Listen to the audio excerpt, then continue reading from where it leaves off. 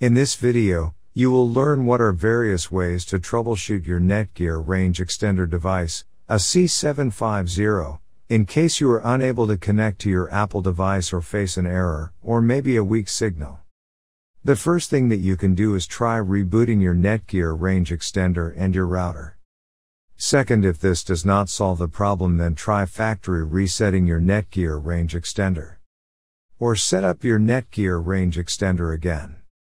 The third thing that you can do is make sure that you are using the latest firmware version on your Netgear range extender. If you do not know how to update firmware, watch one of our videos on it. In case if you are still facing any issue with your Netgear range extender device, get in touch with our Netgear range extender experts for instant solutions.